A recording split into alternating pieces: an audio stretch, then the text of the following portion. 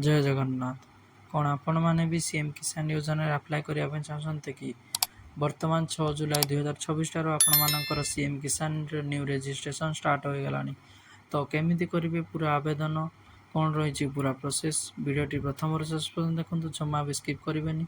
गोटे स्टेप भी मिस हो गले आपण सीएम किसान रे रिजेक्ट हो। तो देखो सर्वप्रथम सीएम किसान आवेदन करने कौन रही इम्पोर्टाट अपडेट पूर्वर किसी अपडेट अलग थिला, एबे वर्तमान किसी अपडेट नुआ आसी। तो देखो आपण मैंने जो मैंने भी सीएम किसान योजना अप्लाई करने चाहते सिंपली आपण मानक cmkisan.odisha.gov.in यही ऑफिशियल वेबसाइट रे आसीबा पड़ो। ऑफिशियल वेबसाइट रो लिंक मु डिस्क्रिप्शन रे दे देबी एवं एग्री स्टार्ट करिया पई लिंक मध्ये डिस्क्रिप्शन रे दे देबी। सिंपली देखंतु आपण मानक किछि एभଳି ऑप्शन देखिबो। अटी आपण मानक चासी पंजीकरण लॉगिन करंतु एवं सीएम किसान आपण मानकर सीएससी एमएसकेवाई लॉगिन ऑप्शन रही। तो देखो जो मैंने भी आपण मैंने सीएम किसान आवेदन करने चाहते सर्वप्रथम तो आपण मानकर निज नाम जमी होता आवश्यक, ता पुणी 1/1/2019 पूर्वर जदि आपण मानकर जमी 1/1/2019 पूर्वर अच्छी ताहले आपण माने सीएम किसान योजना रे आवेदन करने एलिजिबल अच्छा। तो तापाई भी आपण मानक किसी नुआ प्रोसेस करने पड़ो, जमीक आपण मानकर ओडिशा सेंट्रलाइज फार्मर रजिस्ट्रेशन बा ओडिशा एग्रीस्टाक। ओडिशा एग्रीस्टाक रे केवल जो मानकर निज नाम जमी अच्छी से माने ही रजिस्ट्रेशन करें। तापर आपण मानकर यूनिक मोबाइल नंबर होगा दरकार बा जनकर गोटे मोबाइल नंबर एवं गोटे फैमिली रे जड़े ही एलिजिबल हो पार सीएम किसान योजना पाइबा। तो चलतु आम देखा केमिति आवेदन करवा बा केमिति कौन रही नुआ आवेदन प्रोसेस।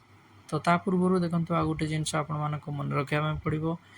आपण मानक ओडिशा फार्मर रजिस्ट्रेशन बा ओडिशा कृषक पोर्टाल रे सर्वप्रथम में निजको पंजीकृत करने पड़ो। तापर देखो आपण माने चासी पंजीकरण पर क्लिक करंतु। आपण माने जेमिति चासी पंजीकरण पर क्लिक करछंती टिके वेबसाइट टाइम नबो, नले आपण मानकर किसी नुआ जिनस आड होइछि सेतिमा टिके आपण मानकर बफरिंग होबार टाइम होछि।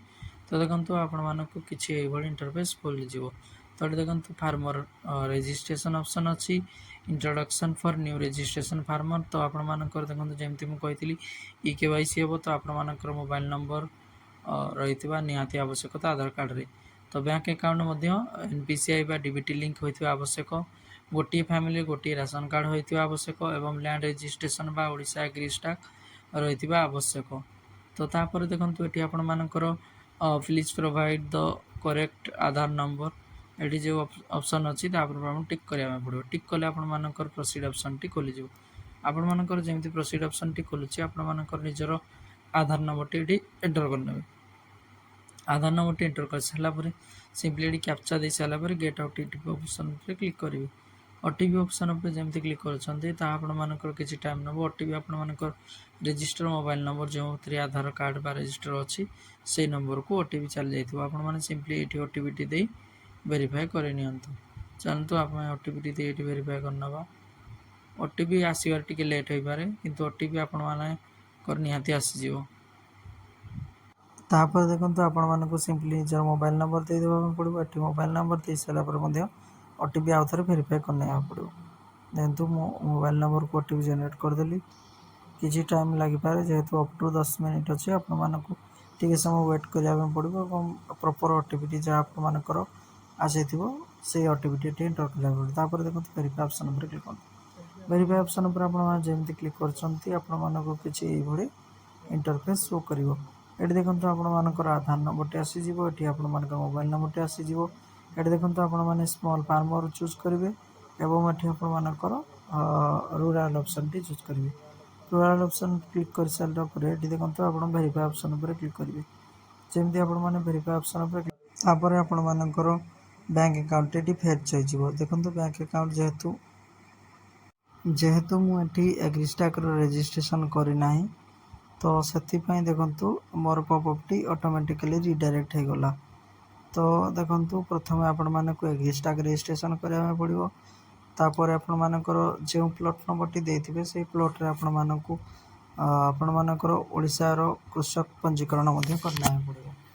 तो यही प्रोसेस रे आपण मानकर सीएम किसान रजिस्ट्रेशन हम तार पूरा वीडियो आ गोटे मु लंग वीडियो आपण मानक पई नहीं आसीबि खूब शीघ्र।